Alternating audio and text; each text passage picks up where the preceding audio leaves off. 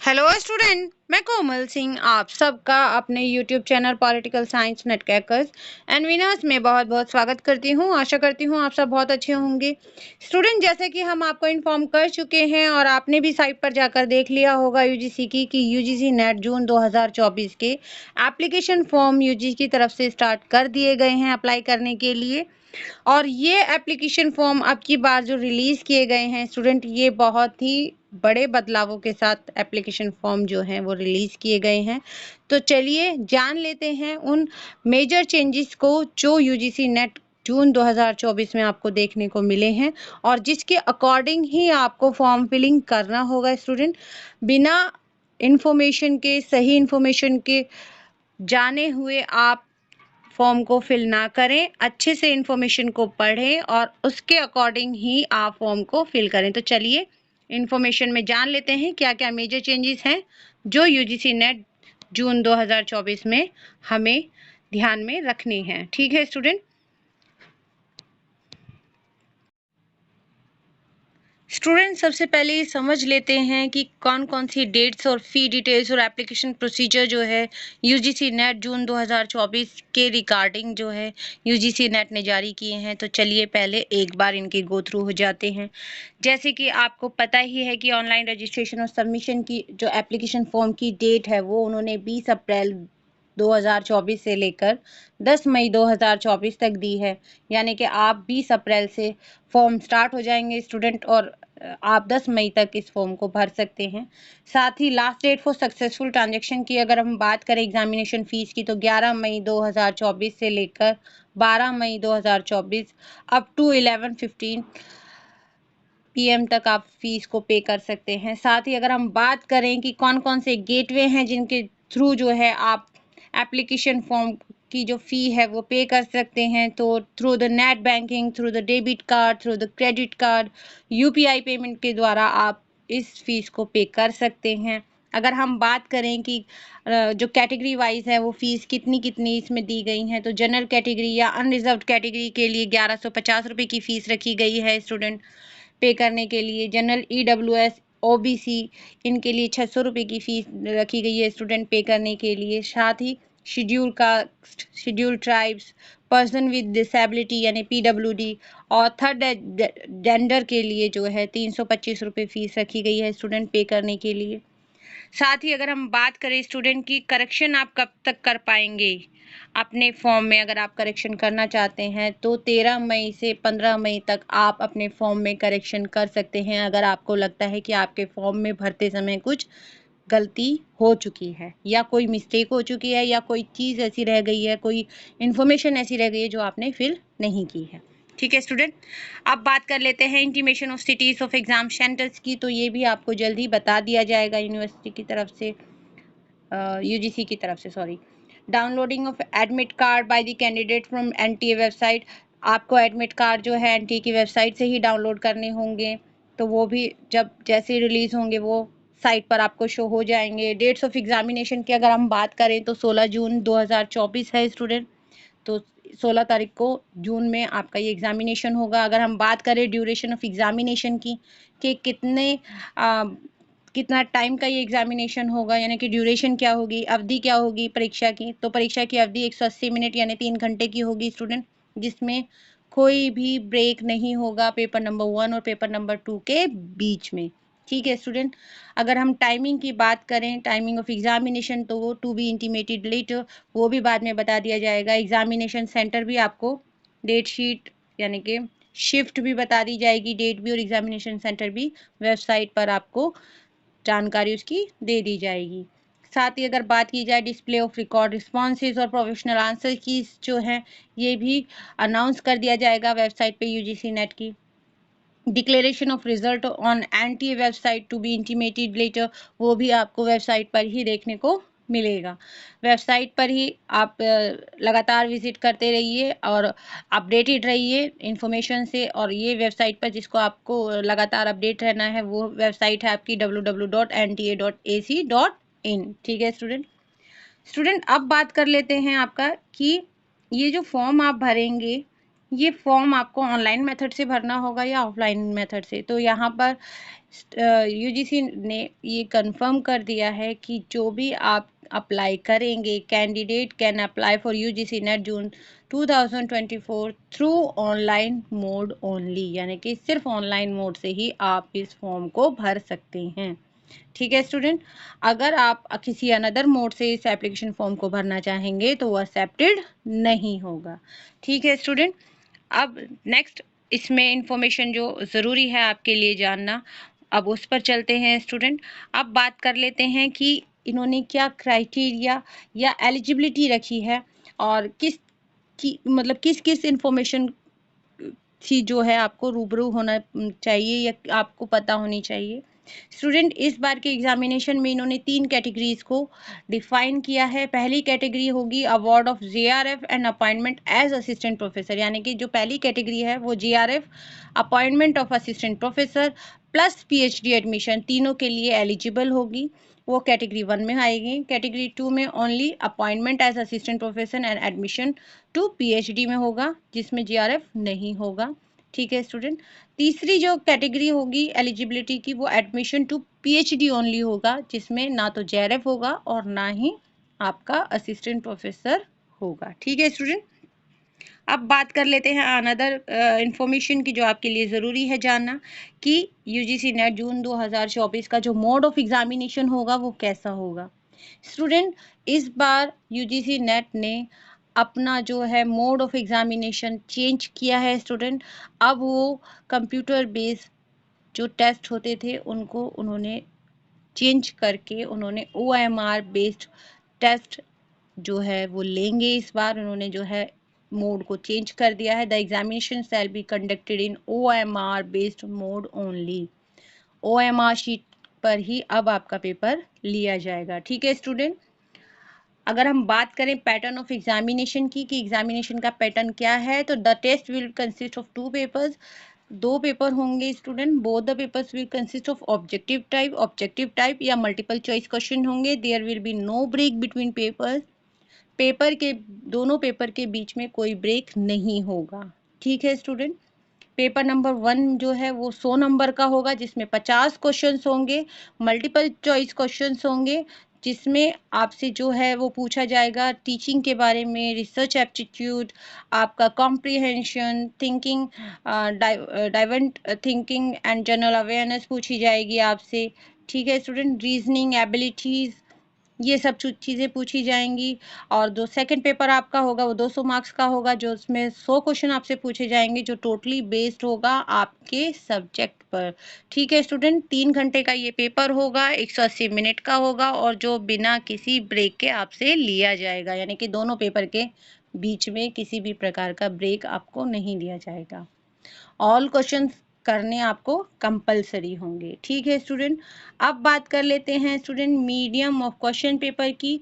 तो the medium of question paper shall be English and Hindi only. ठीक है student, तो जो आपका मीडियम होगा क्वेश्चन पेपर का वो इंग्लिश और हिंदी दोनों होगा। ठीक है स्टूडेंट, अब बात कर लेते हैं मार्किंग स्कीम की कि मार्किंग यानी कि जो मार्क्स हैं आपको कैसे प्रोवाइड किए जाएंगे। तो ईच क्वेश्चन कैरीज 2 मार्क्स, हर क्वेश्चन का 2 नंबर होंगे student. For each correct responses candidate will get 2 marks, हर सही जवाब पर आपको 2 मार्क्स मिलेंगे student. There is no negative marking for incorrect responses, अगर आप कोई गलत आंसर देते हैं तो आपके नेगेटिव या नकारात्मक अंकन नहीं होगा। ठीक है student, no marks will be given for question unanswered, unattempt और मार्क्ड फॉर रिव्यू। अगर आप किसी क्वेश्चन को ना तो अटेंड कर रहे हो, ना रिव्यू कर रहे हो और ना उसका आंसर दे रहे हो, तो उसके लिए आपको कोई भी मार्क्स या नंबर नहीं मिलेंगे। No marks will given for question, ये मैंने आपको बता ही दिया। To answer a question the candidate need to choose one option as correct option, किसी भी प्रश्न का सही जवाब देने के लिए आपको एक करेक्ट ऑप्शन चुनना होगा। If a question is found to be incorrect, ambiguous, or has multiple correct answers, only those candidates who have attempted the question and chosen one of the correct answer would be given the credit. ठीक है student? If a question is found to be incorrect and the question is dropped, यानी कि अगर कोई सवाल गलत पाया जाएगा या ड्रॉप किया जाएगा, then 2 marks will be awarded to only to those, 2 number उसी पर मिलेंगे। मतलब आप समझिए, अगर यूजीसी की तरफ से कोई क्वेश्चन जो है वो इनकरेक्ट देखा जाएगा या ड्रॉप कर दिया जाएगा, तो उसके जो 2 नंबर हैं वो सभी स्टूडेंट्स के लिए होंगे, क्योंकि वो क्वेश्चन जो रिमूव किया जाएगा या ड्रॉप किया जाएगा, उसके जो मार्क्स हैं वो सभी के लिए होंगे। अगर किसी ने उसका आंसर दिया है या अगर किसी ने उसका आंसर दिया है तो उसको उसका जो है नंबर मिलेंगे, लेकिन जिसने उसको अटेम्प्ट नहीं किया उसको उसके नंबर नहीं मिलेंगे। ठीक है स्टूडेंट, अब बात कर लेते हैं एलिजिबिलिटी क्राइटेरिया की, कि क्वालिफाइंग एग्जामिनेशन में का जो ये एलिजिबिलिटी क्राइटेरिया है ये क्या है, आप इसको कैसे भर सकते हैं। जनरल और अनरिजर्व्ड कैटेगरी में आपके 55% होने चाहिए मास्टर डिग्री में, तब आप इस फॉर्म को भर पाएंगे। और जो SC ST OBC हैं वो SC और ST और OBC, इनके लिए 55 की जगह 50% का क्राइटेरिया इन्होंने दिया है स्टूडेंट, कि 50% अगर इनके मार्किंग है OBC SC ST PWD और थर्ड जेंडर कैटेगरी के, तो ये फॉर्म को भर सकते हैं। ठीक है स्टूडेंट, इसके साथ ही इन्होंने 2 मेजर चेंजेस इसमें किए हैं स्टूडेंट, वो ये है कि अब जिन्होंने भी 4 वर्ष का स्नातक किया हुआ है या 8 सेमेस्टर किए हुए हैं और जिनके 75% अंक हैं, वो भी इस फॉर्म को भर सकते हैं। लेकिन कंडीशन इज वन, कि वो असिस्टेंट प्रोफेसर के लिए वैलिड नहीं होंगे, वो वैलिड सिर्फ JRF और PhD एडमिशन के लिए वो स्टूडेंट वैलिड होंगे। ठीक है स्टूडेंट, साथ ही जो PhD के लिए इसमें वैलिडेशन है वो ओनली 1 ईयर की है, आपके नेट स्कोर को ओनली 1 साल के लिए वैलिड माना जाएगा। ठीक है स्टूडेंट, जो नेट का स्कोर आपका जारी किया जाएगा PhD के लिए वो 1 साल के लिए वैलिड होगा। उस 1 साल के नेट स्कोर में आप विभिन्न यूनिवर्सिटीज में अप्लाई कर सकते हैं। ठीक है स्टूडेंट, नेक्स्ट ईयर आप अगर इस साल आपका एडमिशन नहीं हो पाता तो नेक्स्ट ईयर आपको नेट का एग्जाम दोबारा देना होगा और उसके स्कोर के आधार पर ही आप कहीं भी एलिजिबल होंगे PhD के एडमिशन के लिए। ठीक है स्टूडेंट, अब बात कर लेते हैं एग्जाम्शन की या एलिजिबिलिटी फॉर असिस्टेंट प्रोफेसर की। स्टूडेंट, इसमें आपको जो इन्फॉर्मेशन दी गई है वो दी गई है कि NET SET SLET shall remain the minimum eligibility condition for requirement and appointment of assistant professor in universities, colleges, institution. In this regard, exemption of net SLET set will be governed by UGC regulation and amendments notified in the Gazette of India from time to time. The candidates who have passed the UGC CSIR JRF examination prior to 1989 are also exempted from appearing in NET. ठीक है student, for set candidate, the candidate who have cleared this set accredited by UGC for assistant professor held prior to 1 June 2002 are exempted for appearing in NET and are eligible to apply for assistant professor anywhere. For sets held from 1st June 2002 onwards, the qualified candidate are eligible to apply for the post of assistant professor only in the universities, colleges situated in the state from where they have cleared their set. ठीक है student, अब बात कर लेते हैं age limit और relaxations की। अगर हम बात करें JRF यानी जूनियर रिसर्च फेलोशिप की, तो इसके लिए स्टूडेंट UGC ने एज क्राइटेरिया जो है वो लिमिटेड रख रखा है। एज आपकी not more than 30 years age on 1 day of month in which the examination is conclude, यानी कि 1 जुलाई 2024 तक आपकी 30 साल से ज़्यादा की एज नहीं होनी चाहिए। 5 साल का रिलैक्सेशन मिलेगा ST SC PWD third gender के और वीमेन एप्लीकेंट को। ठीक है स्टूडेंट, अगर हम बात करते हैं असिस्टेंट प्रोफेसर की एज की, तो यहाँ पर कोई एज लिमिट नहीं है student. There is no age limit for applying for UGC NET for assistant professor and there is no upper age limited applying for UGC NET for admission to PhD के लिए। ना तो PhD के लिए कोई अपर age limit इन्होंने जो है लिख रखी है या दे रखी है, ना फिर इन्होंने एज लिमिट दे रखी है असिस्टेंट प्रोफेसर के एग्जामिनेशन यानी यूजीसी नेट के लिए इन्होंने सिर्फ जो आपकी क्राइटेरिया दे रखा है या एज क्राइटेरिया एज लिमिटेशन दे रखी है वो ओनली फॉर जीआरएफ के लिए दे रखी है। 30 साल से ऊपर आपकी एज नहीं होनी चाहिए। ठीक है स्टूडेंट, 5 साल का रिलैक्सेशन है SC ST OBC के स्टूडेंट्स के लिए, महिला और थर्ड जेंडर के लिए। ठीक है स्टूडेंट, अब हम बात कर लेते हैं कि रिजर्वेशन कौन कौन से फॉलो करती है यूजीसी। तो यूजीसी में जो है 15% जो सीट होती है वो SC कैंडिडेट्स के लिए होती है, 7.5% सीट ST के कैटेगरी के लिए होती है, 27% सीट जो है वो OBC और नॉन क्रीमी लेयर के लिए होती है स्टूडेंट, और 10% सीट जो है वो इकोनॉमिकल व्हीकल सेक्शन के लिए AWS के लिए होती है, और 5% सीट जो है वो PWD के लिए होती है, जिसमें 40% डिसेबिलिटी होती है। ठीक है स्टूडेंट, ये महत्वपूर्ण इंफॉर्मेशन है स्टूडेंट जो आपको पता होनी चाहिए और बहुत ज़रूरी है जब आप फॉर्म भरें तो ये आपको पता हो कि हाँ इस बार क्या मेजर चेंजेस हैं जो यूजीसी नेट के द्वारा किए गए हैं। अब हम बात कर लेते हैं स्टूडेंट कि आपका जो रजिस्ट्रेशन है और एप्लीकेशन प्रोसेस है वो फॉर्म फिलिंग का किस तरीके का है स्टूडेंट।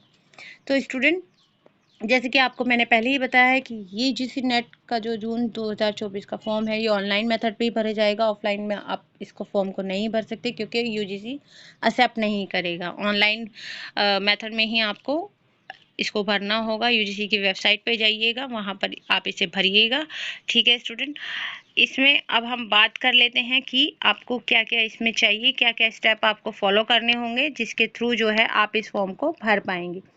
ठीक है स्टूडेंट, तो प्रोसीजर जो है इसका फिलिंग एप्लीकेशन फॉर्म का, फर्स्ट आपको रजिस्ट्रेशन करना होगा। रजिस्ट्रेशन पेज पे आपको जाना होगा, वहाँ पर आपको अपने नाम, अपने माँ का नाम, पिता का नाम और जो आपके 10वीं की मार्कशीट में है मदर का नेम, पिता का नेम वो आपको भरना होगा। यूनिवर्सिटी सर्टिफिकेट जो भी है वो सब कैपिटल लेटर में भरिएगा। डेट ऑफ बर्थ भरिएगा, मोबाइल नंबर, ईमेल एड्रेस, ये सब जानकारी उसमें पुट कीजिएगा।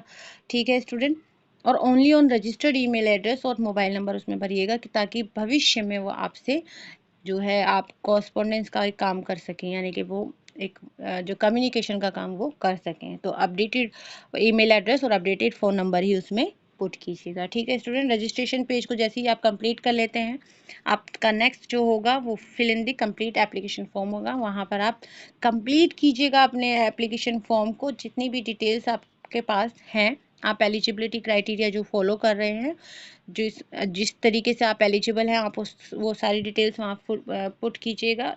आफ्टर दैट आप आइएगा अपलोड सेक्शन पे, जहाँ पर आपको स्कैन इमेजेस को आपको पुट करना होगा। वहाँ पर आप अपनी फ़ोटोग्राफ्स को कीजिएगा, अपनी साइन को कीजिएगा, और ये याद रखिएगा कि आपकी जो इमेज होनी चाहिए वो बिल्कुल क्लियर और प्रॉपर होनी चाहिए। ठीक है स्टूडेंट, फाइल का साइज़ आपको दिया गया है, फाइल के साइज़ के अकॉर्डिंग ही आप जो है अपनी जो डॉक्यूमेंट में जो फ़ोटोज़ और साइन कीजिएगा उसके अकॉर्डिंग ही कीजिएगा। जैसे कि अगर आप बात की जाए कि फ़ोटो का क्या साइज़ दिया गया है, तो फ़ोटो का साइज़ 10 KB से 200 KB के बीच में आप रखिएगा।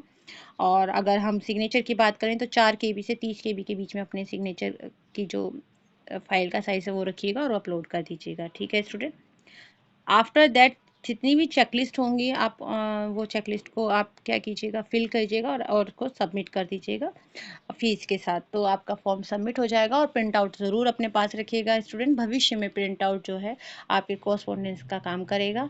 ठीक है स्टूडेंट, तो आप अपने प्रिंट आउट को ज़रूर अपने पास रखिएगा। ठीक है स्टूडेंट, तो ये कुछ मेजर इन्फॉर्मेशन है स्टूडेंट जो आपके पास होनी चाहिए। एक बात आप याद रखिएगा, क्योंकि इस बार जो है आपका जो एग्ज़ामिनेशन है वो OMR बेस्ड हो रहा है, तो जब आप सेंटर पर जाएंगे तो अपने पास अपनी एक ID ज़रूर रखिएगा, साथ ही अपनी फ़ोटो अपने पास रखिएगा। वही फ़ोटो रखिएगा जो आप इसमें लगाएंगे, अपने ऑनलाइन एप्लीकेशन फॉर्म में लगाएंगे, वही फ़ोटो अपने पास रखिएगा, और अपनी एक ID आप ज़रूर लेकर जाइएगा, क्योंकि ये एग्ज़ामिनेशन OMR बेस्ड हो रहा है। तो वहाँ पर आपकी जब चेकिंग की जाएगी तो आपका ये सारी जानकारी आपसे ली जाएगी कि आपके पास कोई ID प्रूफ है या नहीं है, अपनी फ़ोटो दिखाइए। तो ये सब चीज़ें आपसे मांगी जा सकती हैं।